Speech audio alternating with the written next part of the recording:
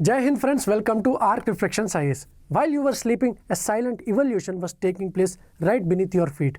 In the dark, wet pipes of our city's sewers, a new kind of enemy is growing. We call them the superbugs. And this isn't just a pseudo-scientific theory. It's actually the result of a very elaborate landmark study, the first of its kind in India.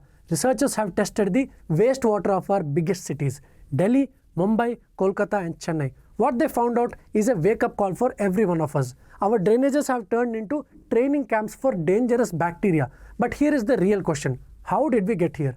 The answer is that we are the ones feeding them. Let us look at the numbers. India is now the world's largest consumer of antibiotics. Prapanchanlone the highest. Between 2000 and 2015, our antibiotic use didn't just grow, it actually exploded. Just let's look at the comparison. While developed countries like the US and France saw their consumption grow only by 6%, India's usage jumped by a staggering 103%. That is 17 times the growth rate of the West. Why? Because in India, antibiotics are swallowed just like candy. Even though the law says that you need a doctor's prescription, that red line that you see on the strip, the reality is different. In one study in Pune, 94% of pharmacies handed over antibiotics without a single piece of paper. Nationwide, nearly 40% of all drug sales happen without any prescription. We are actually popping pills for cold and flu. You mean the diseases that antibiotics don't even cure. And it's not just about pills. We are also consuming chicken and livestock that are pumped with illegal amounts of antibiotics. Now you might ask, why do they inject them with antibiotics? To make them grow faster. When you eat meat that are added with these antibiotics, you are unnecessarily adding more unnecessary drugs into your bloodstream. So how does taking antibiotics for a simple cough create a superbug? Right?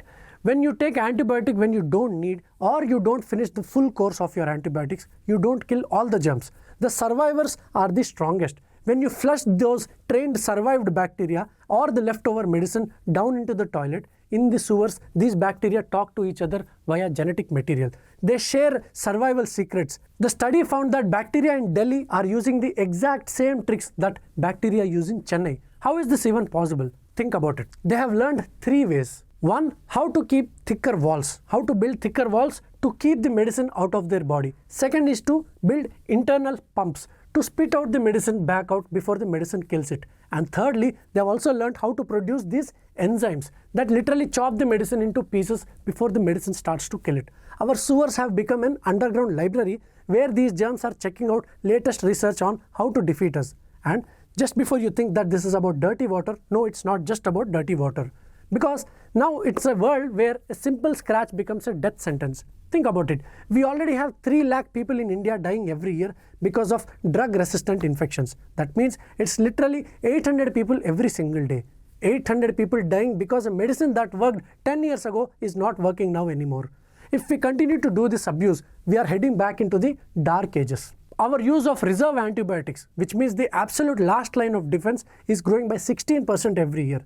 Stronger drugs come with stronger side effects and they eventually create stronger superbugs. It's a vicious cycle and we are running out of options. So, is there a way out? Well, the researchers say that we must use our sewers as an early warning system.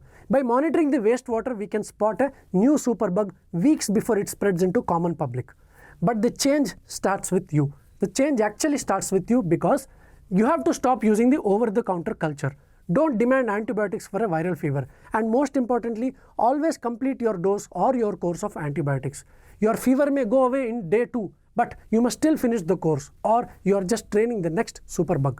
You see, the science on this is very clear. Our wastewater is screaming a biological warning. The question is, are we listening or are we too busy popping another azithromycin? Think about it. I'm Yogiraj. Thanks for watching.